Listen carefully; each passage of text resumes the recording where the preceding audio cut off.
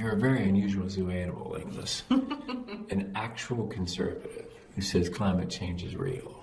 There's a thin on the ground at the moment. That's right. It's like an albino unicorn or something. Right. One for Mum, one for Dad, one for the country. And there has never been a more exciting time to be an Australian. Dead, buried, cremated. Going is basically done. We'll just end up being a third-rate economy. You know, a banana republic. Just follow the money. G'day and welcome to Follow the Money, the Australia Institute's podcast demystifying the big economic issues in Australia and putting them in plain English.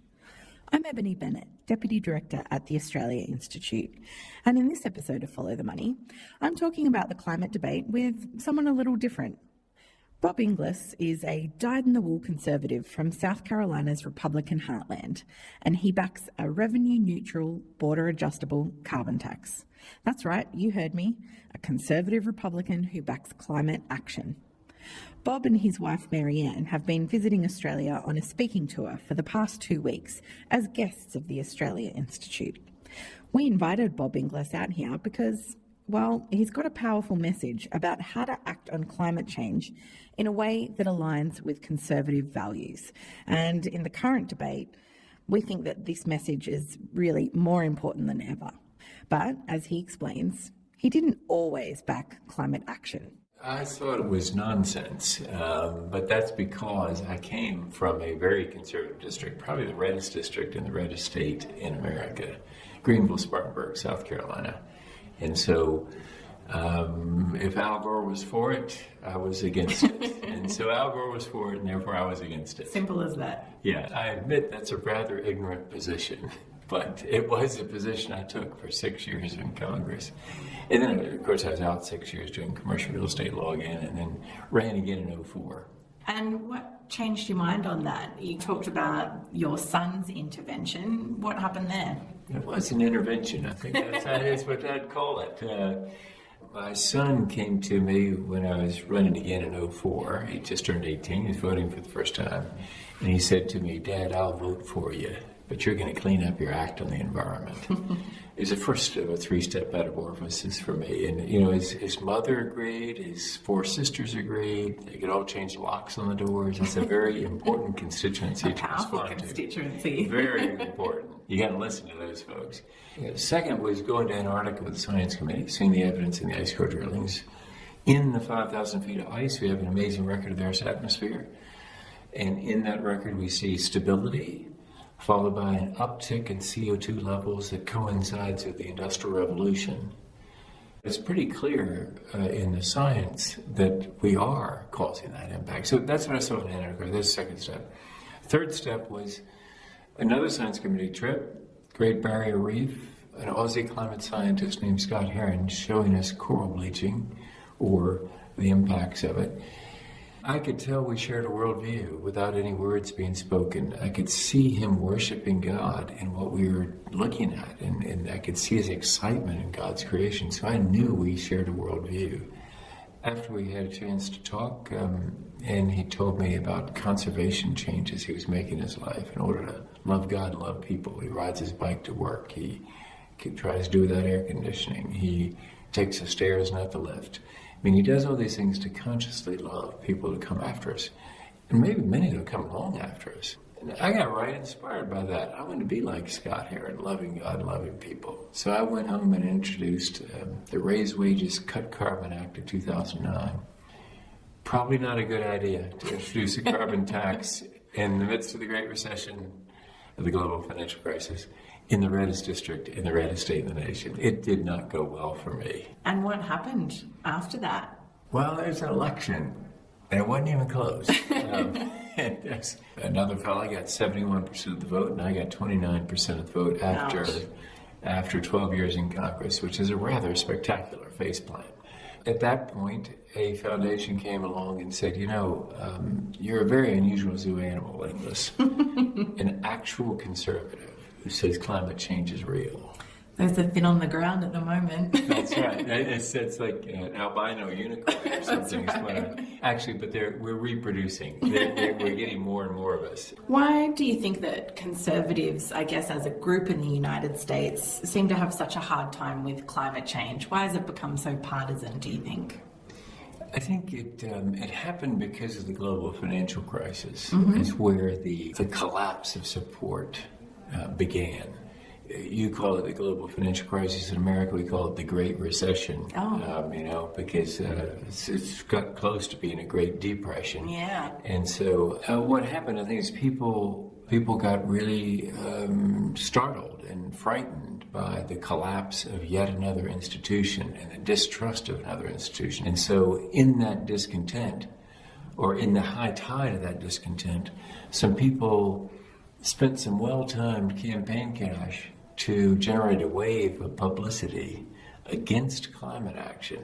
And it came over the seawall and shorted out all the climate change equipment. We've been bailing ever since. The question that should be asked is not, do you believe in climate change? Because that makes it seem like it's an article of faith or something. We think the question that should be asked is, can free enterprise solve climate change?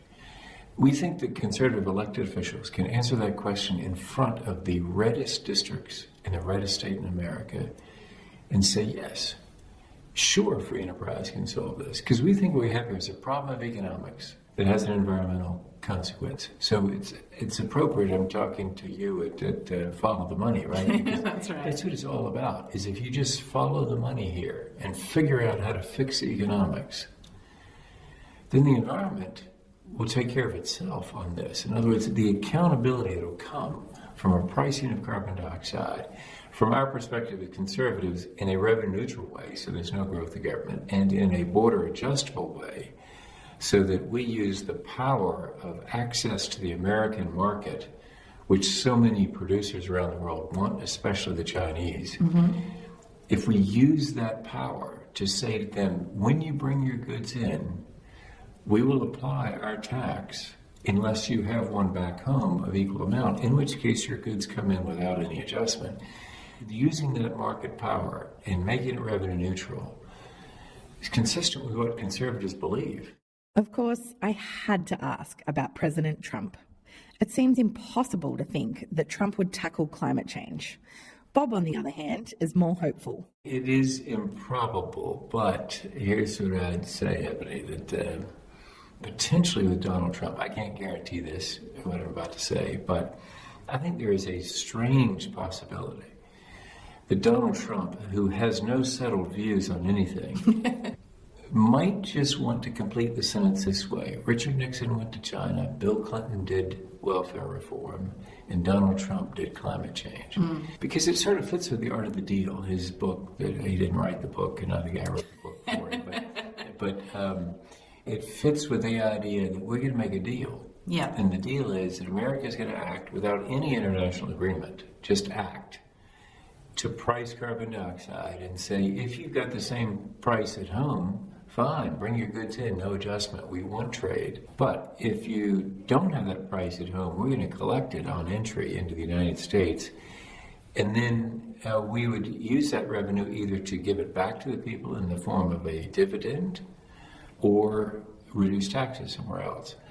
I think that Donald Trump could actually say that at a rally. It would be very America-centric. He could make it bellicose by saying something about how China is going to have to pay for it or something. I can really see how it could work. Yeah. It is a strange thing to think that it could happen that way, but stranger things have happened. I'm an atheist, but I've really enjoyed listening to Bob talk about how climate action is an expression of his faith. Loving God and loving people, as he would say. And so I asked him why so many other religious conservatives in the United States don't seem to share his approach. Yeah, I think there's a growing number of especially young Christian believers in America who would agree with what I'm about to say. Their parents and grandparents, not so much. We're clearly called as people of faith to be stewards of God's creation. That's very clear from Scripture. The other thing that I think applies here is we got some people right now that are who must know they're in the wrong spot. In other words, they have staked out a political position that they know isn't supported by data. They talk about sunspots causing climate change. Well, we know that's not accurate. They talk about various really pretty silly theories that the scientific community knows are not, don't bear up with the facts. And so when you get yourself out in a bad place or in an argument where you know you got the short end of the stick, typically what most of us do, and I admit to doing it, is I get louder, right? Yeah. So the real role of faith there is to allow people to say, listen, I'm sorry I was wrong. Because if you believe that there's grace available and love that's going to support you in that correction, then you can be corrected. It's when you are stuck in a position where you have no grace, no love, no possibility of forgiveness, that you've got to continue to save face, and you will continue to say things that are embarrassing to your children and grandchildren. It's pretty clear the data is right. Yeah. And so let's be corrected and have the humility of coming around. Bob also has a wonderful way of explaining why the messages and policies of the climate movement have been so unappealing to conservatives. It seems to conservatives like the godless scientist, they're not all godless, as evidenced by, as I said earlier, my friend Scott Herron, but the godless scientist got together with the UN bureaucrats with the blue helmets on. They roped in the Wall Street traders, and they came up with this behemoth called the cap and trade, which we conservatives immediately branded cap and tax in America.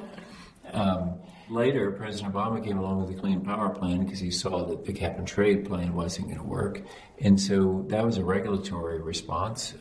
What all that means is that all I've just been saying there is completely unattractive to conservatives. It looks like a bigger government that's going to try to tell me how to live my life, that's going to take my money, that's going to limit my liberty. And that's just really unattractive to conservatives. What we've got to do is turn that language completely around to, here's what it is. It's all about accountability. And don't we as conservatives believe that blessings flow from holding people accountable? It's not just that we are getting ready for Armageddon here and we're all going to die tomorrow, if you tell me that, denial is a pretty good coping mechanism. Yeah. But if you tell me, listen, there's an opportunity here to do this better, and we're gonna have really great outcomes here. And make money. Make money. We're gonna make money selling these better systems. I mean, what the future is distributed energy with better solar, better batteries. And villages in India that are currently dark at night are going to be lit up at night. Their students are going to be contributing their creativity to the world's supply. If we play our cards right, we can sell them those systems, create jobs, make some money by serving our customers. And what this is all about is the pressure from developing economies on developed countries with globalization and automation. That's what's creating the pressure. People are feeling pressure. They're not sure that their children will do better than they did. In fact, they're not sure their children will do as well as they've done. And that's a big change for a country like America and perhaps Australia to have that sense. And so it's really challenged us right at the core of who we think we are. These people that are forward-thinking nations that are going to shape the future, that we're realizing the challenge that others are making to our standard of living. And so I tell you, if I thought I had the clear answer to how to deal with globalization, automation, even without presidential hair and with no name ID and no money, I think I could get elected president. Actually, apparently, presidential hair is no longer required. Well, thank you very much for taking up our invitation to visit us in Australia, and the tour is going great so far. Well, we're enjoying it tremendously, and we thank the Australian Institute for doing this.